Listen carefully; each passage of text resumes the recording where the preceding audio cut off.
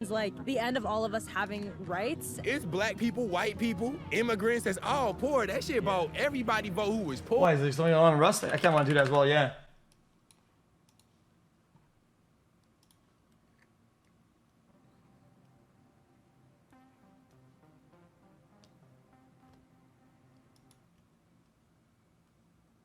I probably have time for this. I probably have time to watch this video. When was America ever great? MAGA folks want to turn the clock back on certain things that aren't progressive that I'm not in support of, so. Thank you for leaving all the budget. I appreciate it, man. What do you think, sir? I'm not the biggest Kamala Harris fan. I'm not a fan of her stances on Palestine and her history as a prosecutor. But I feel like even among black people, nobody was really that crazy about Kamala Harris. I know that a lot of my friends didn't vote because of that.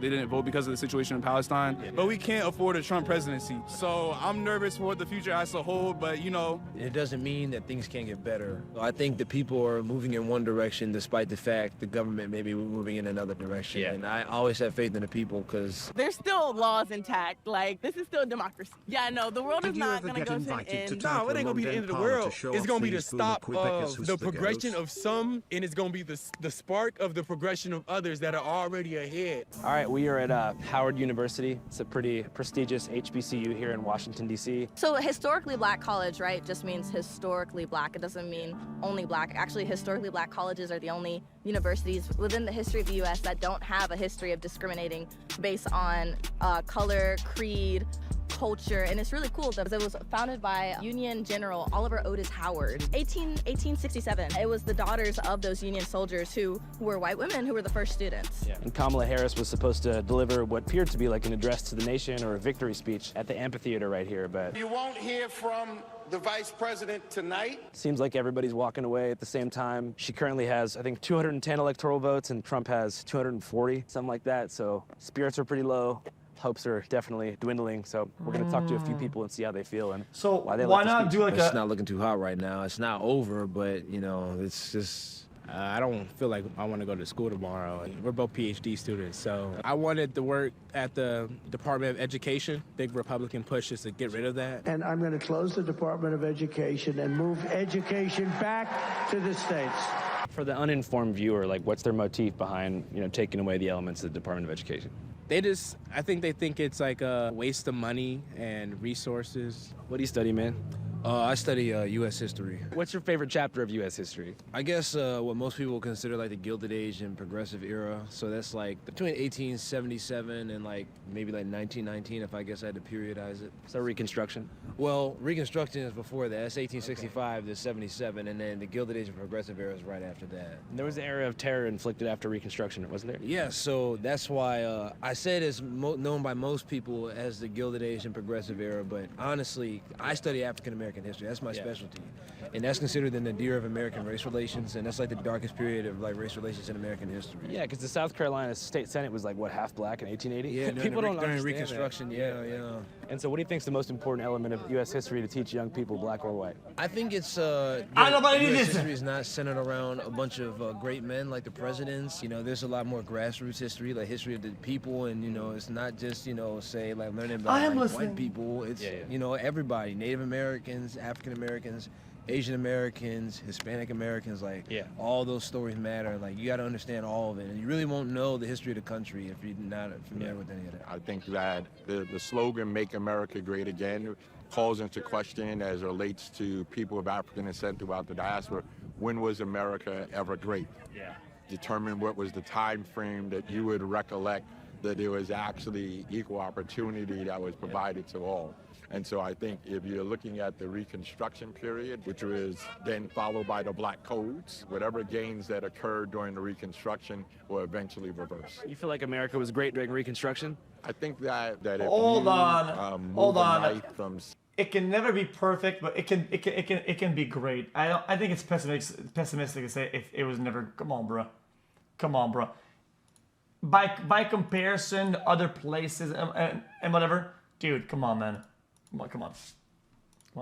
7 inches out of my back to 5 inches out of my back, and then consider that to be progress. I don't think that's actually progress. Progress is actually trying to heal the wound. The reason that I continually bring up the Reconstruction period is because that was the last time the U.S. actually attempted to implement a federal reparations program, not like the Uhuru-style interpersonal $5 donation model. Can I have $5?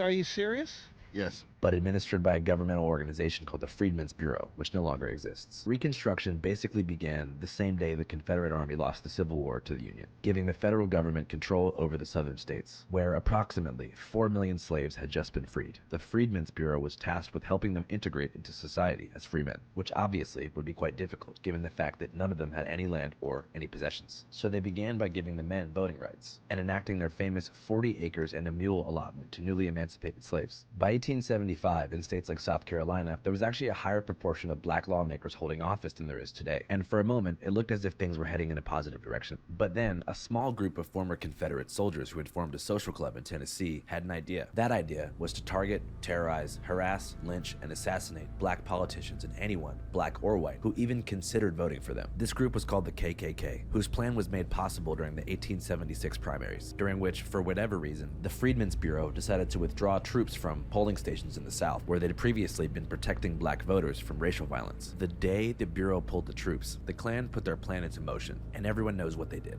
I don't find it necessary to bring up individual instances of grotesque violence for a dramatic effect or anything like that, but it's important to note that the original purpose of the Klan was to terrify black voters into staying home during Election Day, and to run black politicians out of town with threats of violence. And it worked. By the elections of 1878, there was almost no black voters in Georgia, despite them composing a third of the state's population. And it's been undoubtedly proven by now that the then Democrat parties in states like Mississippi and Louisiana actually hired the Klan to terrorize black voters. And so by 1880, Reconstruction was over. The Freedmen's Bureau had closed. Every state in the South was under neo-Confederate leadership, who swiftly passed something called the Black Codes, which limited black Americans' ability to own property, conduct business, own firearms, and travel freely. It also enforced strict sundown laws related to vagrancy, which set the foundation for chain gangs, forced labor camps, and the prison industrial complex. While the federal government was initially horrified at the unraveling of Reconstruction in the southern states, they would ultimately side with them in 1902 during Plessy versus Ferguson, defending segregation under the dubious separate but equal premise. The following 60-plus years are referred to as the Jim Crow era, which officially ended in 1964 when the Civil Rights Act was passed. This Civil Rights Act is a challenge to all of us to eliminate the last vestiges of injustice in our beloved country. For some perspective, that means that the average current 22-year-old black American's grandmother or grandfather was in 8th grade when Jim Crow formally ended in '64. So the legacy of Jim Crow and the unkept promise of Reconstruction is still something that's very much alive. And the destruction of different levels of what we consider successful black towns and cities, in which they used the highway bill to be able to cut through and destroy those particular communities. You believe in modern reparations? I definitely believe in reparations. I think that it's something that's owed, just as there's been reparations paid to other groups, whether it be the Japanese who were... Sorry, I wasn't listening. I definitely believe in and destroy those particular communities. You believe in modern reparations? I definitely believe in reparations. I think that it's something that's owed, just as there's been reparations paid to other groups, whether it be the Japanese who were interned during World War II, whether it be levels of monies that were provided to people who are Jewish during the Holocaust. I think there's always a need to provide some level of reparation when harm has been done. The question would be, what might be the right way and process to do that? Well, I mean, if it was to be distributed on an individual level, that calls into question. I feel like the method is the most important thing, right? The ideal, sure, right? But the methodology that you're going to use, it's a tough topic because of human nature. People will feel like, oh no, they're getting this, I'm not getting this, we're struggling, and they're getting that, blah blah. It's why I think if reparations, right, it should be like helping certain areas that are impoverished or like biased against for years or whatever, and a lot of countermeasures for things like redlining or whatever.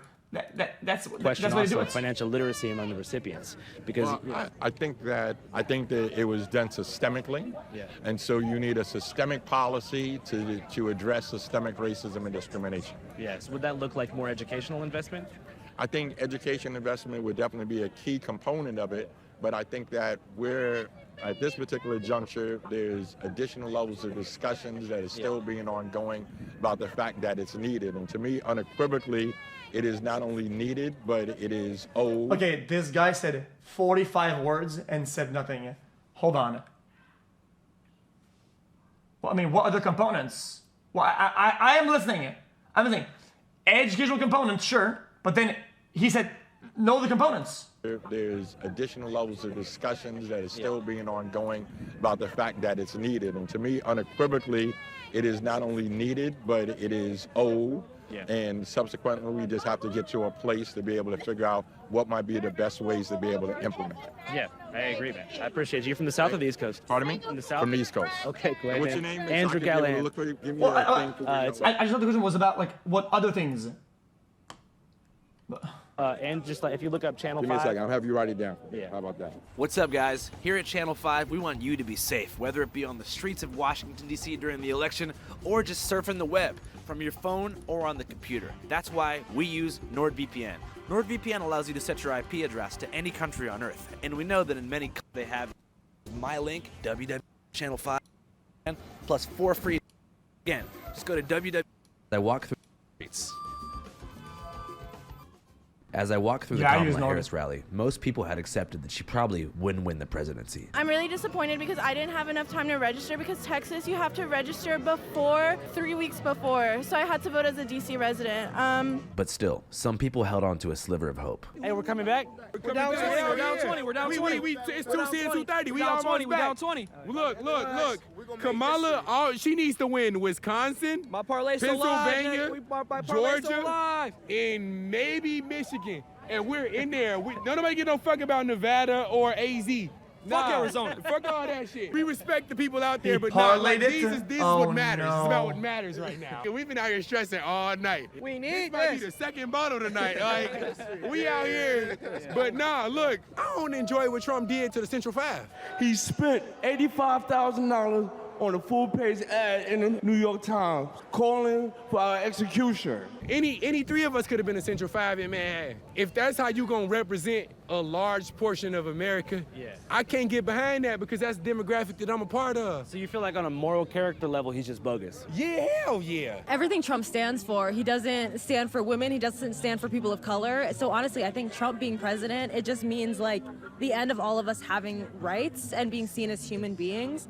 And I feel like with Harris as president, her goal is to see everyone as people and help everyone. When it comes to voting for the president, right, you're voting for someone who's going to select the heads of the Department of Agriculture, the Department of Commerce. Yeah. And I, believe that, especially with her, she would choose more qualified individuals. I think as we get even closer and closer to like the end of the timeline and within which we can change the effects of climate change, another 4 years of Trump as president would be horrible for that. It would be horrible for the Middle East. It would be horrible for women's rights, for protections for the LGBTQI. I don't think a Harris presidency would be perfect, but I think in every way possible it would be better than Trump.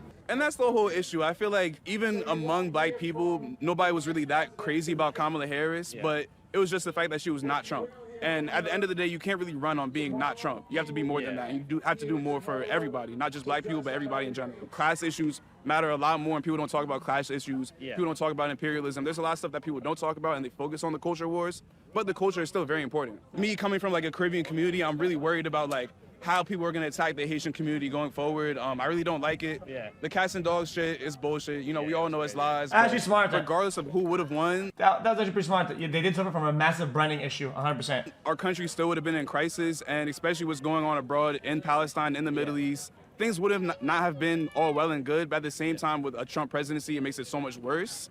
But like I said, if Kamala had won, it still not would have been like an amazing outcome. How much do you think the Biden administration's policy on Israel affected the current outcome today? I definitely think that Kamala Harris capitulating to right-wing framework on issues is really what alienated people like the people that we know who were just like... No shot. Zero chance. Sorry.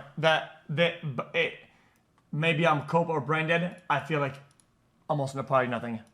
Absolutely not. I'm not gonna, what are you talking about? You're gonna finish the wall. It just doesn't make sense. What are you talking about? We have to tolerate lower grocery prices for a genocide in Palestine. I know that a lot of my Guys, this is where you fall for brain rot, overall social media appearances, and this is where you trip and fall. You think, oh my God, everybody cares about this. Everybody changes their profile pictures and their titles and their and they put a flag on their Twitter page, on their social media. They care about this, and they go to the voting booth, and they think all the problems in their life, all the problems at home, let alone foreign policy, at home, in the country, think of all that, and you think they go, ooh, oh no, wait, hold on. What about Palestine? And then they change. Dude, stop it. Just my actually friends stop. didn't vote because of the situation in Palestine. I personally think it was still worth it to vote. Facts. Trump presidency's nothing good, bro. Channel 5 Live Worldwide, Hollywood and Vine. Fuck the authority, Channel 5 News. Channel 55. We don't fuck with costers. If that impacted, the degree of it is not the scale you think it does. 43 months Probably start. very little. Also, happy But birthday, sending much really, dude. Foreign policy shit. Oh man. Which one of these 5 issues mattered the most?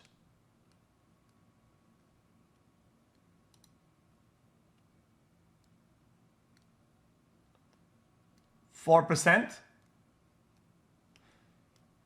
And let's be honest, this is a poll too, and I feel like sometimes poll overrepresented, or it is probably less than 4%. It is probably less than 4%.